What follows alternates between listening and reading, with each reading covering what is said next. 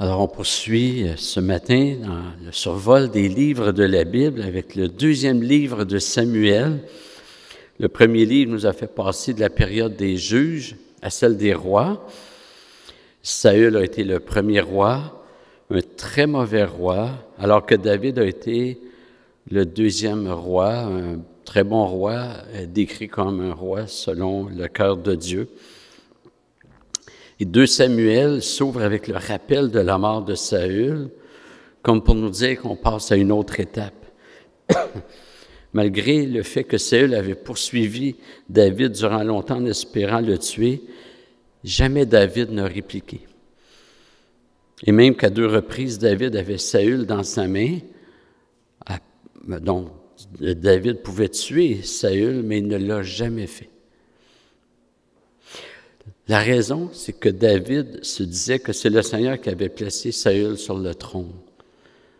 Et malgré les mauvais comportements de Saül et le fait que celui-ci voulait tuer David, ce dernier n'a jamais tenté de se venger. Imaginez, Dieu lui avait dit, « Tu vas être le prochain roi ». Peut-être que David avait hâte d'être le roi, tous les privilèges qui viennent avec la royauté. David a dit, « Non, c'est pas à moi à marquer cette étape-là. Je laisse à Dieu le soin de faire ça. » On voit Moïse qui a voulu devancer son ministère, puis ça lui a coûté 40 ans au désert. Alors que David a attendu après Dieu. Puis c'est toujours la bonne chose à faire. Et ça ressemble à Joseph, qu'on a vu dimanche passé. Joseph qui n'a pas cherché à se venger de ses frères. Et l'attitude de David a été exemplaire. En même temps, la mort de Saül n'a pas mis un terme à tous les problèmes de David. Même après la mort de Saül, il y avait tous ceux qui étaient du côté de Saül et qui se sont opposés à la royauté de David. À l'époque, la pratique courante voulait que souvent la royauté passait de père en fils, mais quand ce n'était pas le cas, quand c'est un nouveau roi qui ne venait pas de la même lignée, bien, ce nouveau roi-là éliminait toute la famille royale précédente, parce que c'était vu comme une menace. 2 Samuel 3, verset 1. La guerre dura longtemps entre la maison de Saül et la maison de David. David devenait de plus en plus fort et ceux de la maison de Saül allaient en s'affaiblissant. Donc, il y avait 2 clans qui sont présentés ici. Et c'est toujours Dieu qui affermit celui qui l'appelle et il affaiblit ceux qui veulent s'élever.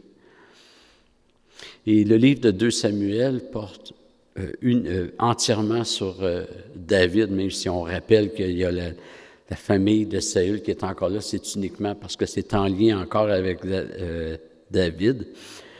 Et la dernière fois, on a vu que si David préfigurait le Christ, David était tout de même pécheur. Une préfiguration n'est jamais une image parfaite. Une préfiguration révèle toujours qu'elle n'est que préfiguration, et c'est une préfiguration sous certains aspects.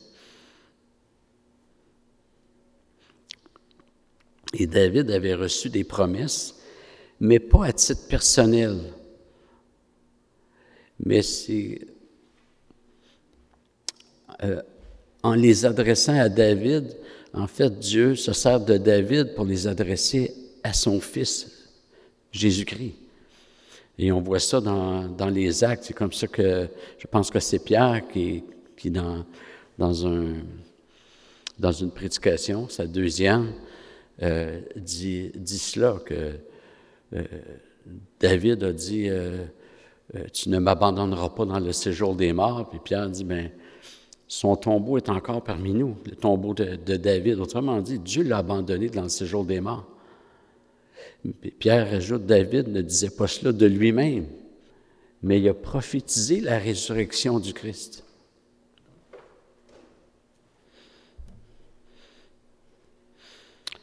Je ne pensais pas l'avoir, mais C'était ma page suivante. Alors, on va lire le texte, Acte 2, 25 à 31.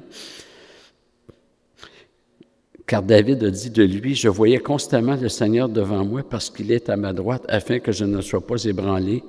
Voilà pourquoi mon cœur se réjouit et ma langue est dans l'allégresse, et même ma chair reposera avec espérance. » Alors, je vous ai dit que c'était la deuxième prédication de Pierre, je me suis trompé, c'est la première.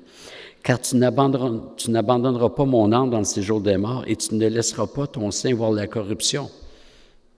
Tu m'as fait connaître les chemins de vie, tu me rempliras de bonheur par ta présence. » Frères, qu'il me soit permis de vous dire franchement au sujet du patriarche David qu'il est mort, qu'il est enseveli, que sa tombe existe encore parmi nous jusqu'à ce jour. Comme il était prophète et qu'il savait que Dieu lui avait juré par serment de faire asseoir un de ses descendants sur son trône, il a prévu par ses paroles la résurrection du Christ, qui en effet n'a pas été abandonné dans le séjour des morts et dont la chair n'a pas vu la corruption. Alors, ces versets nous disent beaucoup sur David et sur son rôle de préfigurant. Alors que quand on lit les psaumes de David, la plupart du temps, David parle de lui-même,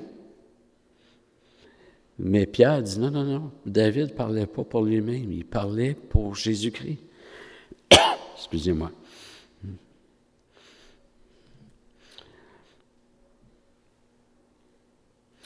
Et David témoigne que finalement, ce n'était pas pour lui.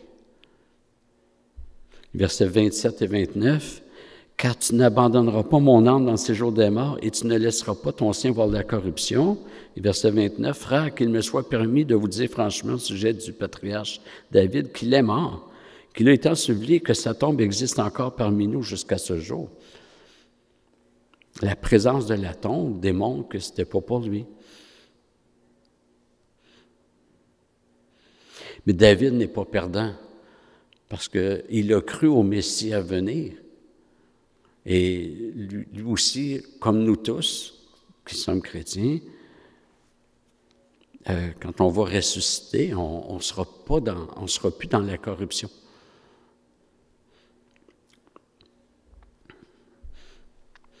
Donc, c'est un peu une règle herméneutique quand on lit des récits de l'Ancien Testament. Il y a des clés d'interprétation pour mieux comprendre et comprendre la portée réelle des textes. Jésus dit que toutes les Écritures témoignent de lui, mais ce n'est pas toujours écrit dans l'Ancien Testament, ceci concerne Jésus. Mais le Nouveau Testament éclaire l'Ancien Testament. C'est le Nouveau qui donne des clés d'interprétation pour bien comprendre l'Ancien.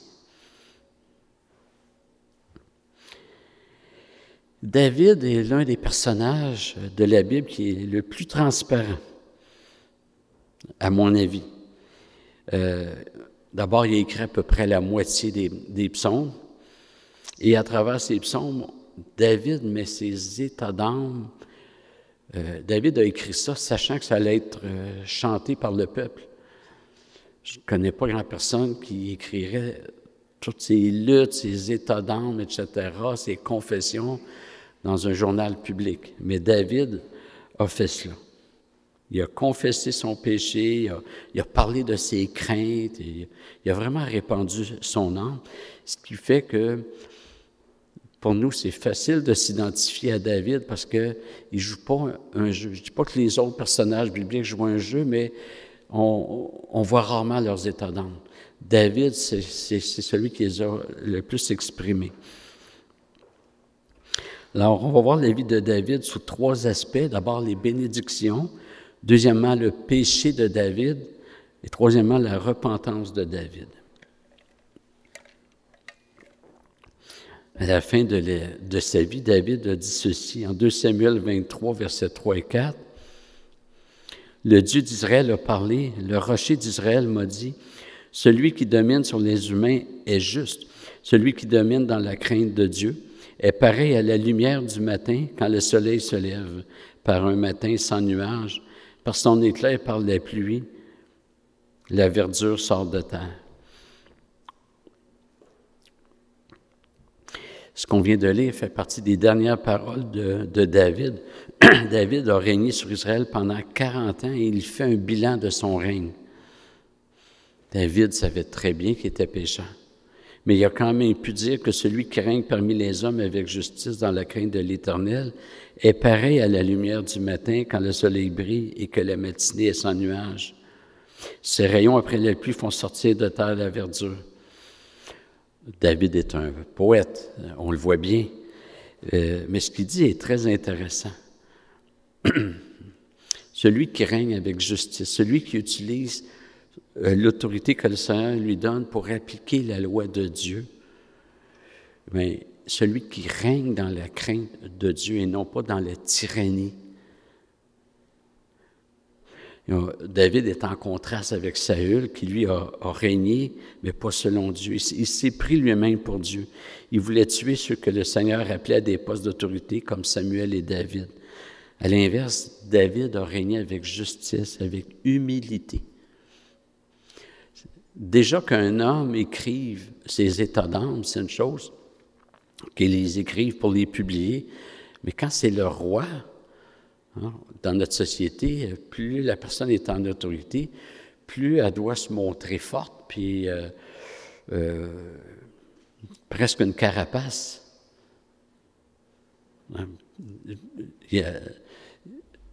J'ai déjà entendu, heureusement, c'est quelques pasteurs dire qu'il ne faut pas montrer ses faiblesses à l'Assemblée parce qu'on va perdre notre leadership.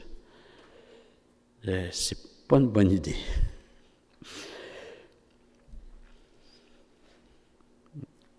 Donc, David a agi dans la crainte de l'Éternel.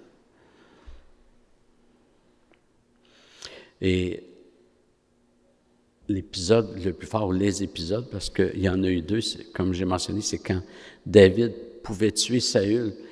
Mais c'était pas juste parce qu'il aurait pu accéder à la royauté. David avait l'occasion de tuer Saül, qui lui voulait tuer David. Puis Saül, s'il avait eu l'occasion, il l'aurait fait.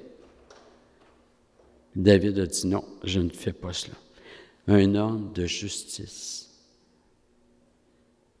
Et David a pu dire que celui qui règne dans la crainte de l'Éternel est pareil à la lumière du matin. La lumière du matin, c'est ce qui met fin aux ténèbres. Puis en quelque part, Saül pourrait préfigurer, je le dis avec prudence parce que ça ne me pas présentement, Saül pourrait préfigurer toute la période avant la venue du Messie. Le peuple marchait dans les ténèbres et le Messie vient, et le peuple a vu une grande lumière.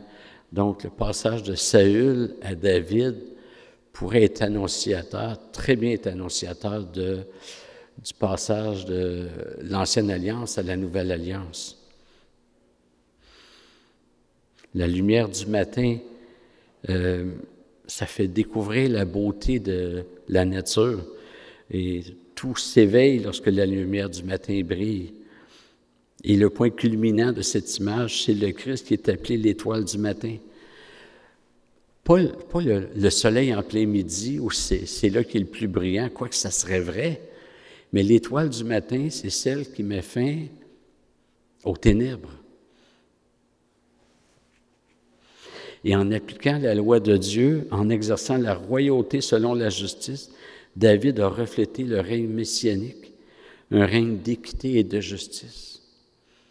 Comment refléter Jésus-Christ? On n'a pas à trouver des manières, des recettes, des façons mystiques. Obéissons. Vivons selon la loi de Dieu. La loi, ça ne veut pas dire toute la loi. Bientôt, Dieu voulant, je vais prêcher sur ce point-là. Il y a des aspects de la loi qui sont tombés, mais il y en a beaucoup qui sont encore en force et peut-être beaucoup plus qu'on peut l'imaginer.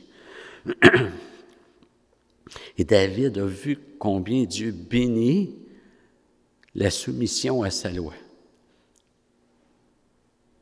Et il y a un principe clair dans la Bible, on retrouve entre autres dans Proverbe 28, 9. Si quelqu'un détourne l'oreille pour ne pas écouter la loi, sa prière même est un acte horrible.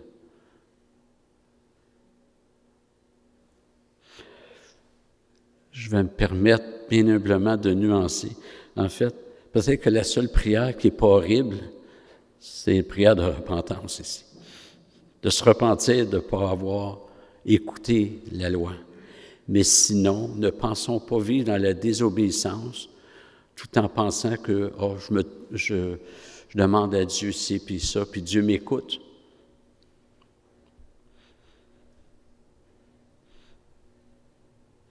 N'encourageons jamais un non-chrétien à prier Dieu.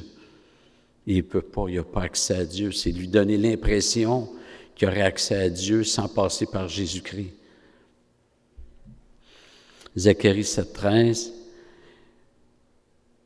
Quand Dieu appelait, ils n'ont pas écouté, aussi n'écouterai-je pas quand ils appelleront, a dit l'Éternel des armées.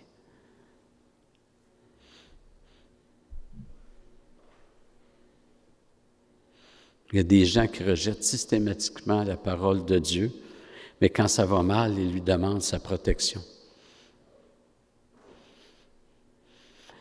On a tous vécu, je pense, ou pour la grande majorité, une situation où un proche non-chrétien, on lui a parlé, il se fout de l'Évangile, mais quand ils vivent une difficulté, ils apprennent qu'ils ont une maladie grave, une perte d'emploi, etc. Tu peux-tu faire une petite prière pour moi? Donc, David a vu la bénédiction de Dieu parce qu'il a été soumis à Dieu. Il avait un cœur selon Dieu. Le hic, c'est que David était pécheur.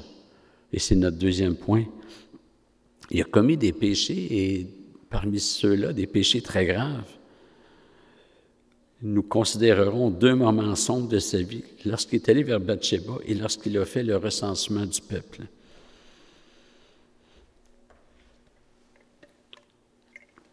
« 2 Samuel 11, versets 2 à 17, mais ça va être lu par bloc.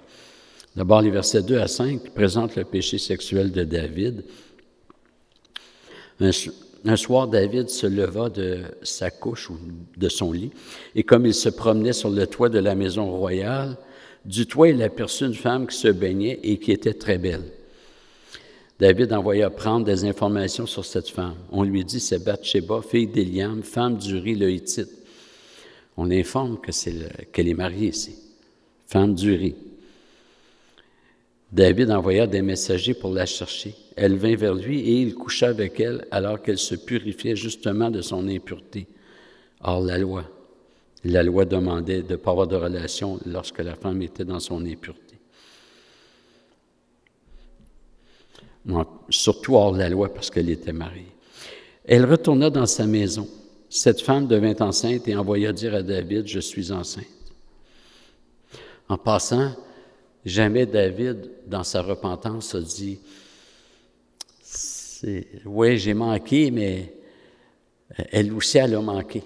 Elle n'avait pas d'affaire à se prendre un bain. Elle a vu d'autres personnes. » Une vraie repentance ne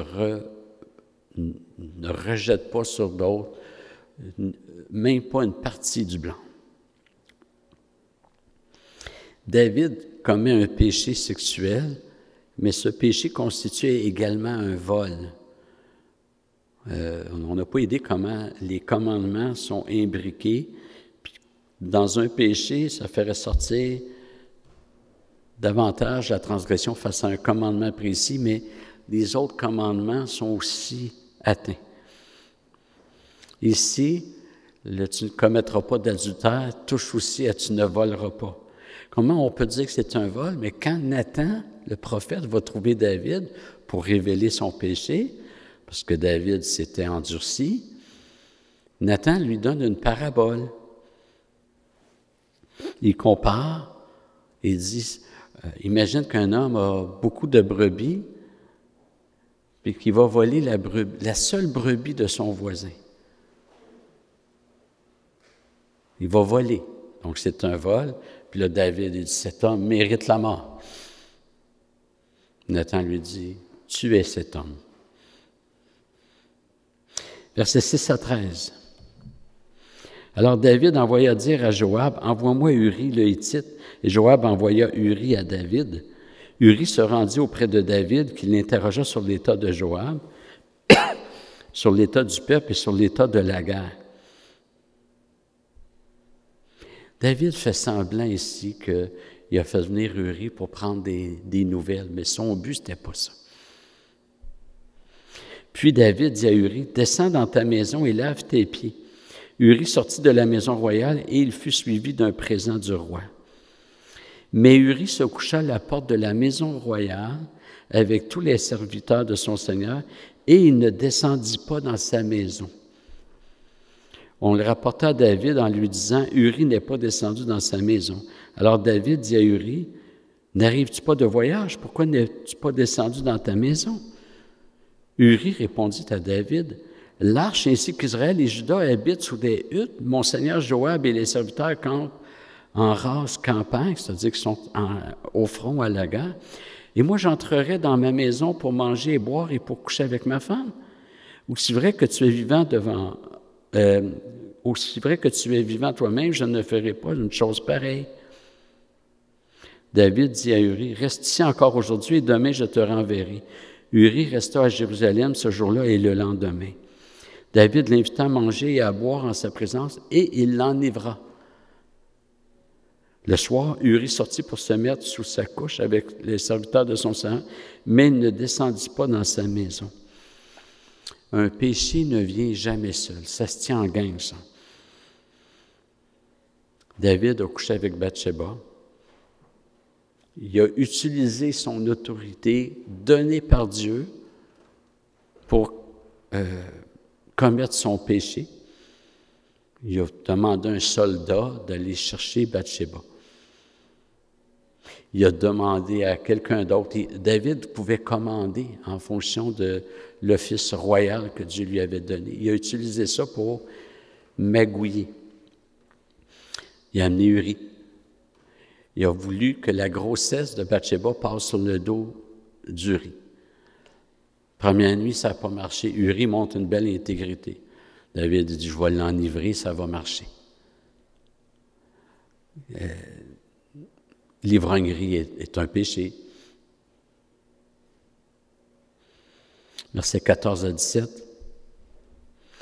Au matin, David écrivit une lettre à Joab et l'envoya par l'intermédiaire d'Uri. Il écrivit dans cette lettre, « Placez Uri à la pointe du combat le plus violent et retirez-vous en arrière de lui, afin qu'il soit frappé et qu'il meure. » Joab, en observant la ville, plaça Uri à un endroit où il savait qu'il y avait des hommes vaillants. Les hommes de la ville firent une sortie et se battirent contre Joab. Il en tomba parmi le peuple, parmi les serviteurs de David, et Uri le Hittite mourut aussi. David a commis un meurtre. C'est grave, un meurtre. Pour cacher son péché. Comme ça, Uri ne pourrait pas témoigner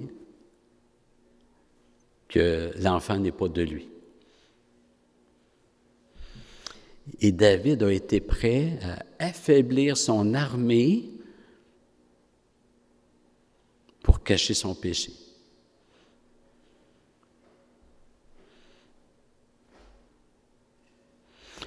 Un péché ne vient jamais seul,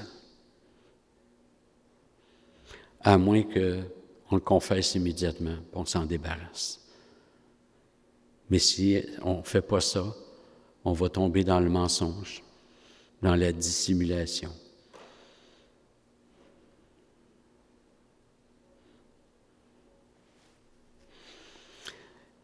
Quand on est tenté par un péché, puis qu'on pense « Ah, je vais en commettre un, puis je vais m'arrêter là », ça n'arrête jamais, ou très rarement un.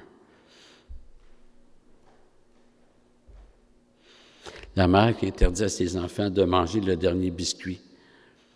Un enfant désobéit, puis il mange. La mère dit « Qui a mangé le biscuit? » Tous les enfants disent « C'est pas moi. » Deuxième péché pour l'enfant qui l'a mangé, il commet un mensonge. Troisième péché, il se trouve à accuser quelqu'un de ses frères, sans dire lequel, mais il fait porter le fardeau sur un autre de ses frères. Et c'est ainsi que dissimuler son péché nous enfonce dans le péché encore plus. Et il y a toujours des conséquences, pas juste sur nous-mêmes, mais sur les autres. Même un péché commis dans le secret. Si je commets un péché dans le secret, je vais être...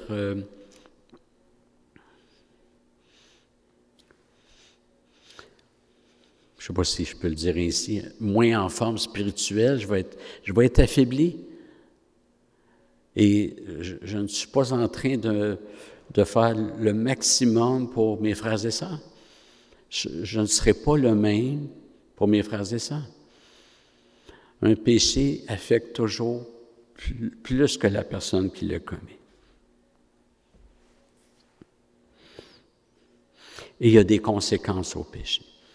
Le chapitre 12 nous apprend que les conséquences au péché de David sont lourdes. Premièrement, l'enfant qui est né de cet adultère est mort. C'est David qui aurait dû mourir. Il a transgressé plusieurs lois pour lesquelles la peine de mort était la conséquence si cette loi-là était violée.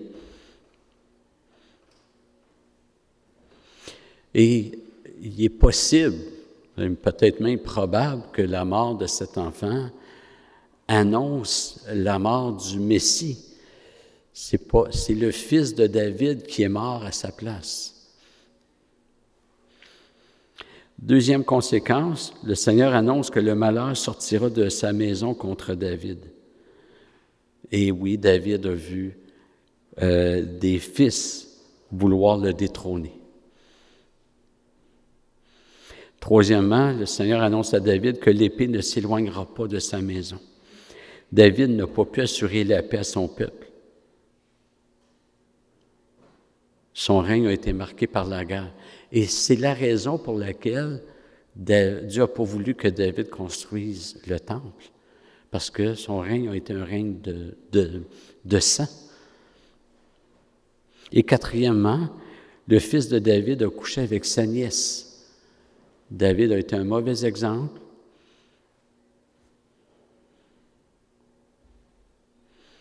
Quand on est tenté de pécher, frères et sœurs, on devrait se rappeler de 3 choses. Enfin, je vous en propose 3. D'abord, le péché ne donne jamais le bonheur qu'il promet. Peut-être sur le moment, il y a quelque chose de plaisant, mais après ça, c'est fini, là. C'est la mort. David a dit, tant que je me suis tué, mes os se consumaient. David n'était pas heureux dans son péché. Puis, en plus, il s'endurcissait. Il n'était pas bien, là. Le péché promet énormément. Puis, il donne toujours le contraire de ce qu'il a promis. Avant de le commettre, on pense que ça va être un plus pour nous. Comme Ève, lorsqu'elle a mangé, Satan lui avait dit, « Mais non, vous ne mourrez pas. Dieu sait très bien que si vous en mangez, vous allez être comme lui. » Parfait, j'en mange. Elle a cru que ça allait être un avancement.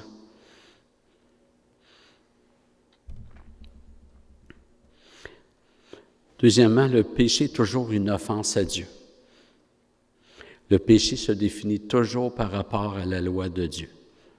De sorte que David, après son péché avec Bathsheba, a dit, « Seigneur, j'ai péché contre toi et contre toi seul. » Parce que c'est la loi de Dieu qui est transgressée. Ce n'était pas la loi de Bathsheba, la loi d'Uri qui était transgressée.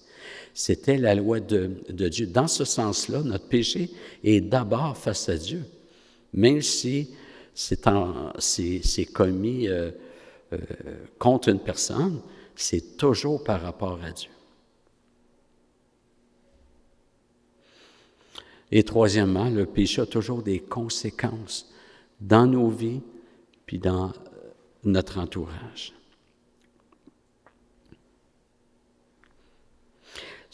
La première faute de David, donc, c'est avec Bathsheba. Deuxièmement, le recensement. Au chapitre 24, David veut faire le recensement et le chef de son armée tente de le convaincre de ne pas faire cela. Et on ne sait pas trop pourquoi c'était pas correct, mais ça l'était. Il y avait possiblement plusieurs péchés reliés. J'ai fait des recherches, je n'ai pas trouvé. Peut-être celui de montrer un prestige humain, celui de se confier dans les puissances de ces hommes. Quoi qu'il en soit, David a su que c'est un péché grave. 2 Samuel 24, verset 10. David sentit battre son cœur après qu'il eut ainsi compté le peuple. David dit à l'Éternel, « J'ai commis un grand péché en faisant cela. Maintenant, Éternel, daigne pardonner la faute de ton serviteur, car j'ai agi tout à fait en insensé. » Alors, ce qui est intéressant, c'est que David, ici, se repent immédiatement. Mais le péché ne fut pas sans conséquence. Le Seigneur a envoyé la peste dans le pays de sorte qu'il mourut 70 000 hommes. Son recensement n'avait plus aucune valeur. Dieu a défait son recensement comme ça.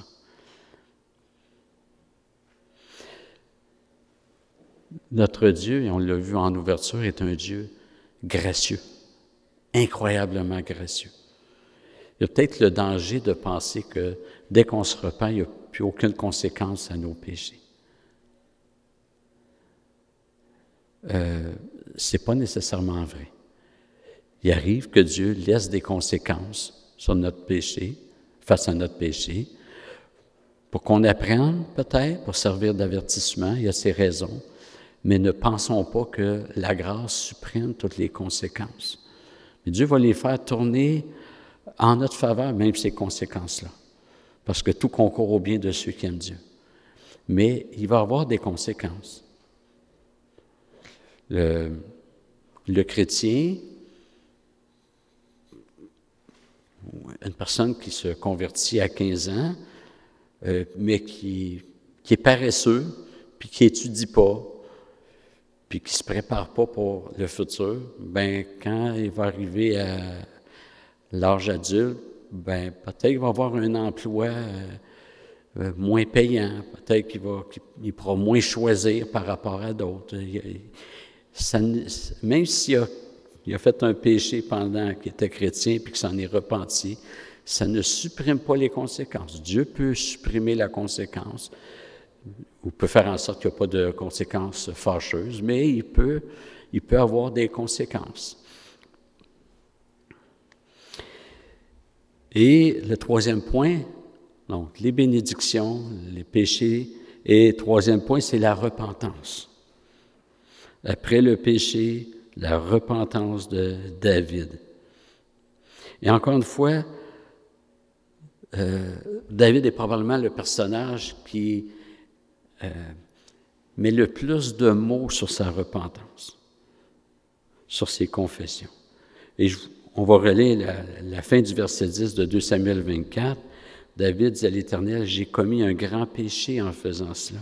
Maintenant, Éternel, daigne pardonner la faute de ton serviteur, car j'ai agi tout à fait en insensé. » David n'a pas expliqué son péché. Il n'a pas dit, « Seigneur, tu me donnes des gros défis, tu m'en as trop demandé. » Il n'a pas tenté de le justifier. J'ai eu des pressions de d'autres personnes. Il confesse. Il confesse. La loi de Dieu dit ça, j'ai fait ça. Seigneur, j'ai péché. Je te demande pardon. Et David dit qu'il a agi en insensé. C'est intéressant. Ailleurs, il dit, l'insensé dit dans son cœur, il n'y a point de Dieu. Quand on pêche, on agit comme si Dieu n'existait pas. On méprise. C'est comme si on dit, ta loi dit ça, mais pour un instant, sa loi ne fait pas autorité. Je ne reçois pas ton autorité sur moi.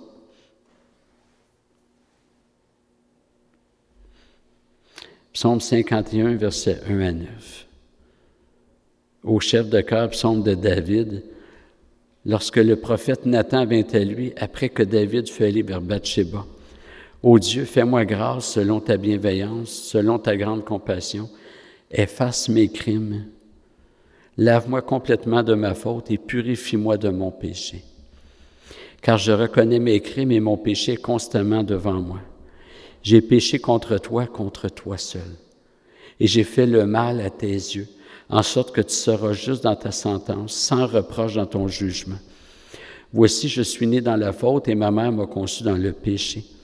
Mais tu prends plaisir à la vérité dans le fond de mon cœur, au plus secret de moi-même, fais-moi connaître la sagesse. Purifie-moi avec l'hysope et je serai pur. Lave-moi et je serai plus blanc que la neige. David était capable de pécher par lui-même, de se souiller par lui-même, mais il n'était pas capable de se purifier lui-même. David ne pouvait compter que sur la miséricorde du Seigneur. Il n'y avait rien à plaider pour sa défense. Paul va dire la même chose dans Romains quand il dit « afin que toute bouche reste muette, soit muette ».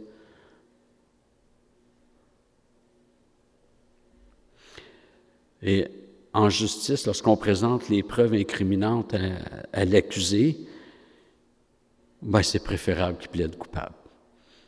L'homme pécheur doit plaider coupable. Il y a un verdict prononcé par Dieu et il y a des preuves à conviction, pas mal plus qu'on peut l'imaginer. On a laissé des traces de tous nos péchés et Dieu ne les oublie pas. Tout sera mis à jour un jour. Et dans Romains 1,20, Paul dit que les pécheurs sont inexcusables. Ils n'ont pas de, c'est un terme juridique en grec. Ils n'ont aucun plaidoyer. Ils ne peuvent rien plaider. Sans défense.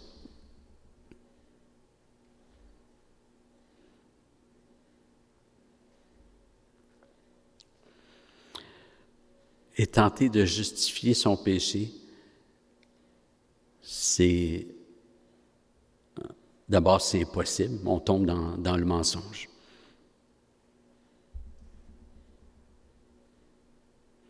Et David a aussi vu les conséquences de son péché dans sa propre vie.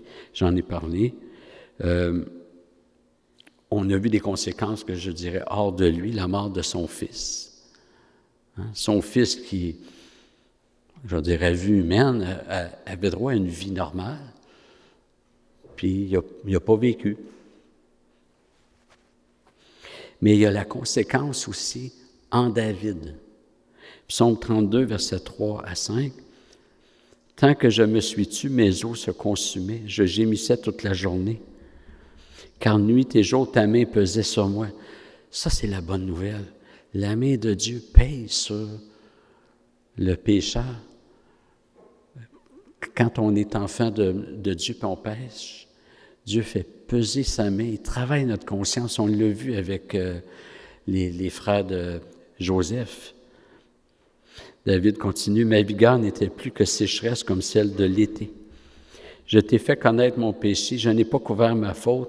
J'ai dit, je confesserai mes transgressions à l'Éternel, et toi, tu as enlevé la faute de mon péché. » C'est intéressant, ceux qui m'ont déjà entendu sur ce péché-là, vous vous rappellerez que j'avais mentionné que ça a pris au moins 9 mois avant que David se repente. Parce que quand Nathan va trouver David n'était pas encore repentant.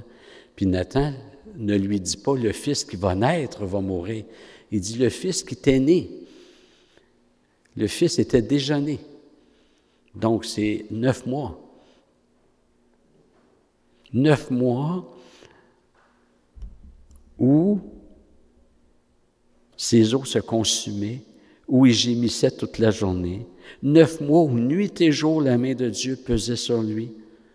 9 mois à porter dans sa conscience ce péché non confessé. Le péché ne laisse jamais intact les gens, à commencer par celui qui le commet, mais aussi ça a des répercussions sur d'autres. Ne pensons jamais que ça va nous laisser intacts. La seule chose qui peut nous restaurer, c'est la repentance. On va relire les versets. Je ne sais pas si on les avait lus, je ne pense pas. 1 et 2 du psaume 32. De David, poème. « Heureux celui dont la transgression est enlevée, dont le péché est pardonné. Paul va citer ça dans Romains 4. Heureux l'homme à qui l'Éternel ne tient plus compte de sa faute et dans l'esprit duquel il n'y a point de fraude.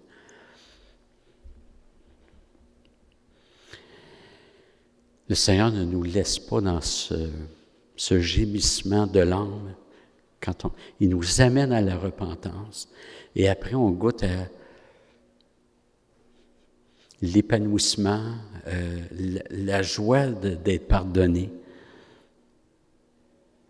Frères et sœurs, jamais on va goûter au repos de l'âme si nous gardons un péché non confessé. Lorsque nous péchons, et c'est une des grandes leçons de la vie de David, lorsque nous péchons, nous avons un avocat auprès du Père.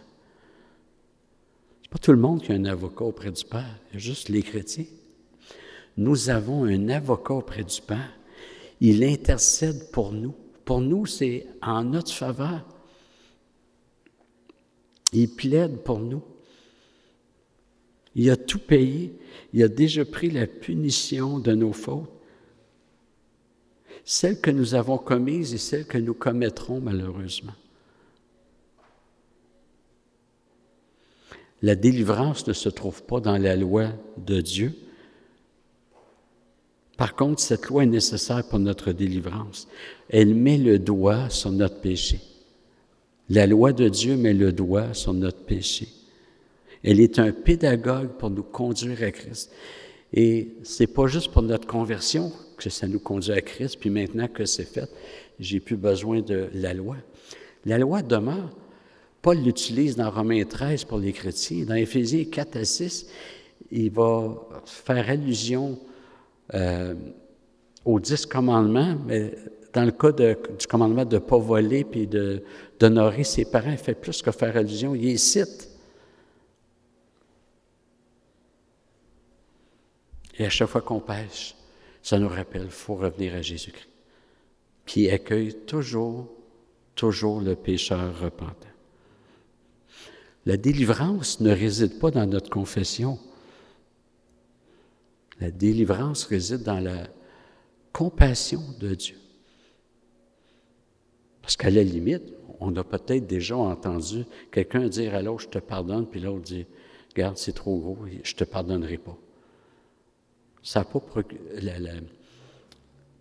la délivrance ne se trouve pas dans la confession, elle se trouve dans l'autre qui exerce compassion. Notre délivrance réside, et ça nous prépare à la table du Seigneur, notre délivrance réside dans le pardon de Dieu, dans la grâce de Dieu manifestée à la croix. Le Seigneur était libre de pardonner.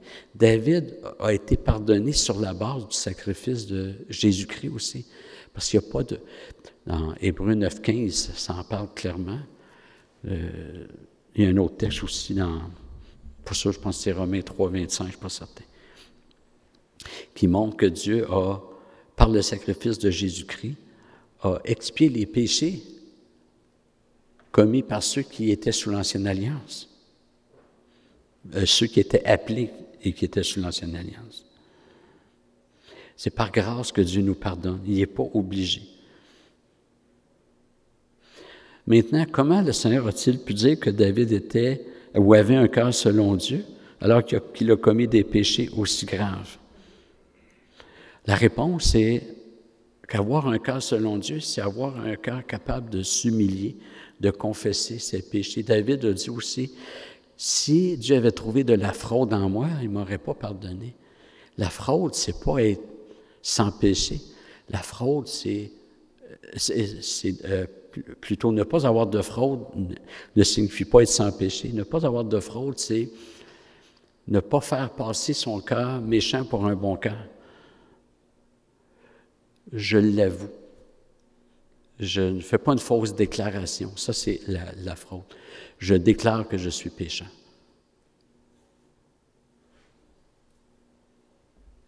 Et ça, c'est Dieu qui fait cette œuvre-là, qui a mis ce cœur-là dans ses enfants. C'est Dieu qui nous donne d'aimer sa loi. C'est Dieu qui met sa loi en nous. Et il la met de façon Dans Jérémie 31, versets 31 à 34, c'est une modalité de la nouvelle alliance. Voici l'alliance que j'établirai en ce jour-là. Je mettrai mes lois dans leur cœur. Et on prend plaisir dans la loi de Dieu, même lorsqu'elle nous condamne, parce que c'est là qu'est notre délivrance. Sinon, on resterait pris avec nos péchés.